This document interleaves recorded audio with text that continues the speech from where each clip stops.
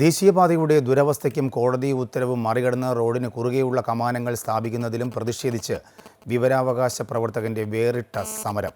പുനലൂർ സാംസ്കാരിക സമിതിയുടെ നേതൃത്വത്തിലാണ് സ്വയം പ്രതിയാത്മക ജഡമായി മാറിയുള്ള AK നസീറിന്റെ വേറിട്ട പ്രതിഷേധം. കൊല്ലം ചെങ്കോട്ട ദേശീയപാതയിലും പുനലൂർ വൺവേ നിരത്തിലും മാസങ്ങളായി രൂപപ്പെട്ടു കിടക്കുന്ന കുഴികൾ പലതും വാട്ടർ അതോറിറ്റി വെട്ടിപ്പൊളിച്ചവയാണ്. പണി കഴിഞ്ഞ പലയിടത്തും ശാസ്ത്രീയമായി മൂടാതെ മണ്ണിട്ട് കൂനയാക്കി വെച്ചിരിക്കുന്നു. ചിലയിടത്ത് ഗർത്തങ്ങൾ.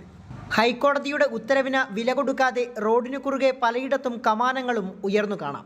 ഇതിനെതിരെ കോടതി ഉത്തരവുകളും മറ്റുമായി പോലീസ് അധികാരികൾക്ക് മുന്നിലെത്തിയിട്ട് പോലും നടപടിയുണ്ടാകാതെ വന്നതോടെയാണ് വിവരാവകാശ പ്രവർത്തകൻ AK നസീറിന്റെ നേതൃത്വത്തിൽ പുനലൂർ സാംസ്കാരിക സമിതി സ്വയം ശവമാതൃകയൊരുക്കി പ്രതിഷേധിച്ചത്.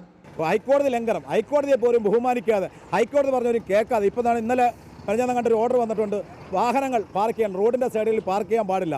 ഇതൊന്നും അനുസരിക്കാൻ ഹൈക്കോടതി പറഞ്ഞ അതിന് പുല്ല് വില കൽപ്പിച്ചുകൊണ്ട് ഇവിടുത്തെ രാഷ്ട്രീയക്കാരും അതുമായി ബന്ധപ്പെട്ട് ഈ സ്കൂളുകൾ ഉൾപ്പെടെ ആർച്ചുകൾ വയ്ക്കുന്നത് അവസാനിപ്പിക്കണം എന്നാവശ്യപ്പെട്ടുകൊണ്ടാണ് നമ്മൾ ഇന്ന് ഈ ഒരു സമരം, ഈ വൈകുന്നേരത്തെ സായാഹ്ന സമരം ഒരു സൂചന മാത്രമാണ്.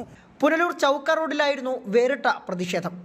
പ്രതീകാത്മക വാഹനാപകടമൊരുക്കിയും വാഹനങ്ങളിൽ റീത്ത് സമർപ്പിച്ചും റോഡിലെ കുഴികളിൽ പൂക്കളർപ്പിച്ചും നിരവധി പ്രവർത്തകർ പ്രതിഷേധത്തിന്റെ ഭാഗമായി. ദേശീയപാതയിലും വൺവേ റോഡിലും സ്ഥാപിച്ചിട്ടുള്ള അനധികൃത കമാനങ്ങളും കാഴ്ചമറച്ചുള്ള ഫ്ലെക്സ് ബോർഡുകളും അടിയന്തരമായി നീക്കം ചെയ്യണമെന്ന് പ്രതിഷേധക്കാർ ആവശ്യപ്പെട്ടു. പുനലൂർ സാംസ്കാരിക സമിതി വൈസ് പ്രസിഡന്റ് KK ബാബുവിന്റെ അധ്യക്ഷതയിൽ ചേർന്ന പ്രതിഷേധ യോഗം പൊതുപ്രവർത്തകൻ CB വിജയകുമാർ ഉദ്ഘാടനം ചെയ്തു. അമൃത ന്യൂസ്, കൊല്ലം.